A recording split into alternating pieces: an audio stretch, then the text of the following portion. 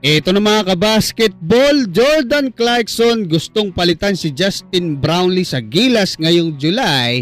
Pagbigyan kaya siya ni Coach Tim Cone at ng Samahang Basketball ng Pilipinas?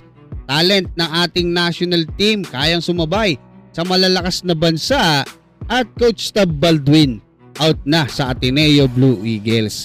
Pero bago yan, huwag kalimutan mag-like at mag-subscribe bilang pagsuporta. Sa pinakabagong statement na inilabas ng pamunuan ng Ateneo ay formal na nga nitong tinanggap ang pagbibitiw sa pwesto ni Coach Tab Baldwin bilang head coach ng kanilang men's basketball team na Ateneo Blue Eagles. Ang Australian New Zealander na si Coach Tab Baldwin ay nakapagbigay sa Ateneo ng 4 na kampyonato at 4 na beses din na naging Coach of the Year at nakapag-uwi din ng gintong medalya para sa ating Gilas Pilipinas sa SEABA Championship at sa SEA Games noong 2015. Samantala, patungkol naman sa ating pambato sa NBA na si Jordan Clarkson, ang kauna-unahang Filipino-American NBA champion at first Gilas Pilipinas player din na naging kampiyon sa NBA, dahil na pag-uusapan ngayon kung dapat ba siyang pagbigyan sa kanyang kahilingan na makapaglaro ulit sa ating Gilas Pilipinas. Maganda to kasi nagulat ako nung binalikan ko etong balita na to mga kabasketball. Kung matatandaan nyo, sinabi ni Jordan Clarkson sa isang interview, mga March po nangyari to. Sabi niya, I'm looking forward na makapaglaro nga sa Gilas Pilipinas ngayong summer na tinawag niyang Asian Games. Sabi niya, I want to but we'll see how it goes.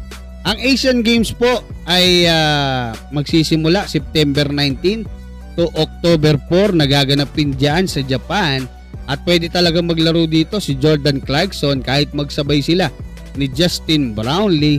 Ang problema lang po dyan ay yung conflict doon nga sa NBA dahil yung schedule na yan, nandiyan na yung mga training camp ng NBA, yung kanilang preseason, kaya talagang mag-aalangan dito etong si Jordan Clarkson. Pero kung ang tinutukoy niyang summer or Asian Games ay yung FIBA World Cup Asian Qualifiers na magaganap ngayong July at July 3 kontra sa New Zealand at Australia, ay walang magiging problema sa schedule etong si Jordan Clarkson, kasi may unfinished business pa raw siya dito nga sa ating Gilas Pilipinas, kasi hindi raw nila nakuha yung goal nila nung naglaro siya sa Gilas Pilipinas sa FIBA World Cup noong 2023 kung naaalala nyo, dahil hindi nga sila nag-qualify sa Olympics or hindi sila nakapasok kasi nga China lang yung tinalo nila noon, at hindi pa rin naman 100% doon si Kai at medyo payat pa siya pero naniniwala talaga si JC na kaya makipagsabayan ng ating Gilas Pilipinas dahil marami tayong mahuhusay na players. Ang kailangan lang daw talaga mag-mesh lahat ng mga players, gumanda yung chemistry at yung tamang kombinasyon kung sino-sino ba yung dapat pagsabayin, yung rotation ng mga players, etc. At may magandang chance daw talaga ang ating Gilas Pilipinas. Ang tanong lang mga kabasketball ay kung pagbibigyan kaya siya ni Coach Tim Cone, ni Justin Brownlee at ng Samahang Basketball ng Pilipinas para ngayong July, especially hindi pa siya kabisado ng New Zealand All Blacks at Australian Boomers. Kayo, ano masasabi nyo?